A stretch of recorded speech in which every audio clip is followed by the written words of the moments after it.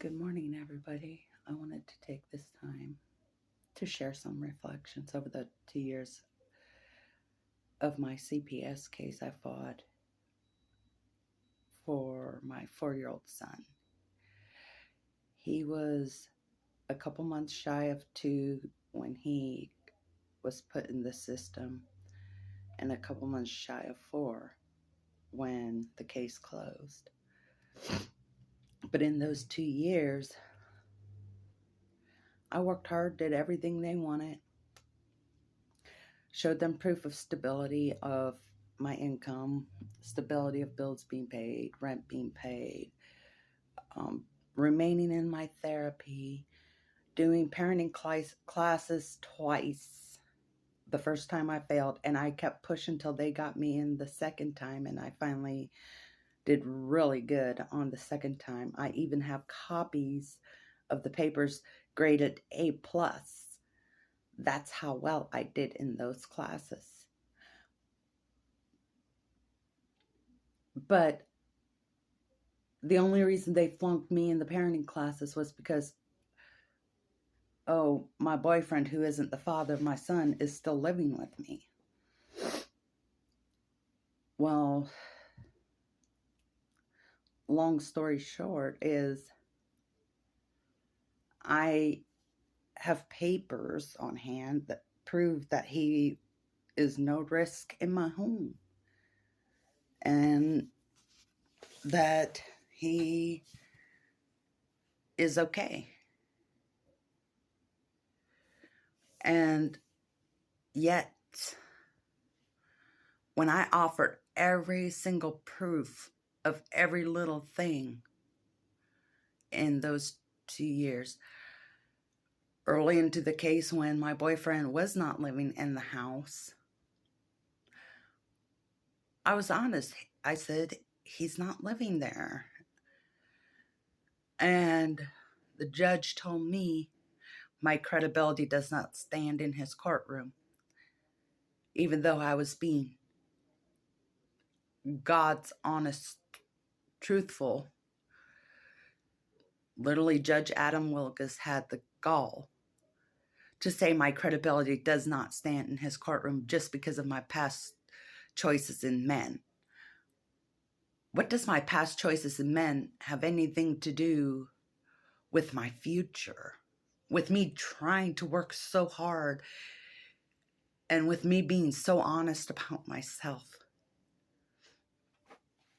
I don't understand. And then as time went by, I kept trying to reach out to the guardian ad litem. He never picked up, never returned my phone calls. I kept calling him 8 to 12 times in short 6 months. And apparently I didn't try to call him or get in contact. I kept all my old phones that has all the call logs of every time I've tried to call him and reach out. And the funny thing is, when I called his BS out, only then did he call me the day after. I didn't respond the way he didn't respond to me for 6 to 8 months straight. I did it once. It's okay. I fought so hard. Offered all my proof. I worked hard on myself. Worked hard for my son.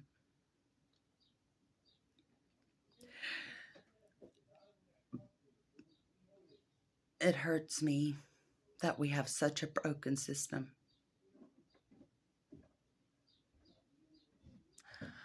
I was tested to see if I'm on drugs or alcohol, and I came back with a clean bill of health, even after I told them I don't do drugs and alcohol. There was nothing in my system. And I have the proof of all the tests They tried saying because I have, at that given time, when I had my roommate's dog here, my dog, hamsters are in cages. At that time, 2 hamsters in cages. 2 cats. Oh, too many pets in a 4-bedroom apartment. What more do they want? Then the hamsters ended up dying. My ex-roommate moved out. So all I had left was the 2 cats and my dog.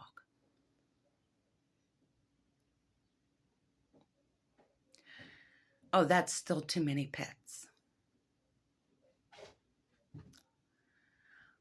I literally shampooed my carpets once to twice a week. Scrubbed down my walls once to twice a week. Like literally that OCD. And they still told me my house is filthy when I had pictures to prove otherwise. I had my place spotless. So you see, no matter how perfect you try to be for our broken system, no matter if you shut up or speak your voice, they're going to use anything against you that they possibly can. Because the judge and guardian ad litem did. They used my PTSD against me. They tried to make me out to be a lunatic on the loose just because, what? I snapped 2 or 3 times in this case.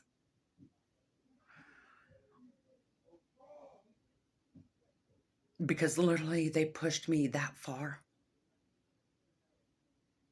With me working as hard as I did. Because at that time, given time, for 9 months in this case that I was working, I was pregnant with my boyfriend's baby on the way. And then the rest of the time, you know, after giving birth, it's okay. I fought. It's called love. And I love hard when it comes to my child. I worked hard for him. The only addiction I have is nicotine. I eat healthy. Drink mostly water. Have my cup of coffee in the morning, yes. So really, if I'm that healthy of a person, what's wrong? I want more people to share their stories and speak up. So many of us don't have a voice because we are scared. Don't be scared. Just speak up. Know your rights. I knew my rights and outsmarted them. And because they could not outsmart me on every angle, they used the only last thing they could on me, and that was my PTSD. It's all about the money in a broken system. I am sorry to call it out. I was that kid in the system. No voice, hopeless, wanting to die at a young age.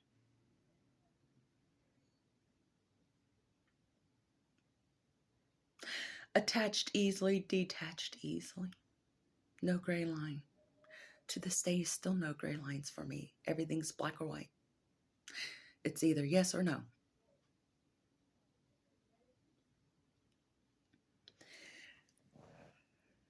And I give people the option of being a friend or not.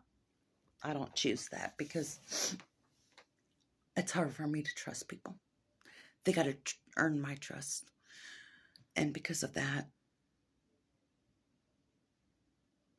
CPS can't see how hard it is. When you've been the child in this system and grown to this adult, learning not to trust anything or anyone. And then when you did call them for help, They take your kid when she was born. And now, after you're stabilized, take your last two. It hurts. I'm lost a lot in my mind without my son, but my art helps me find my way back, keeps me grounded and rooted where I am at. One of these days I'll share more of my back history, but I wanted to share a little bit about my 2-year case that I fought and worked so hard. And when my daughter was taken, I was silent throughout that case and finally just quit and gave up. My son, I finally spoke up and still lost. So that's a part of my story. So please share. Open up. Have a good one.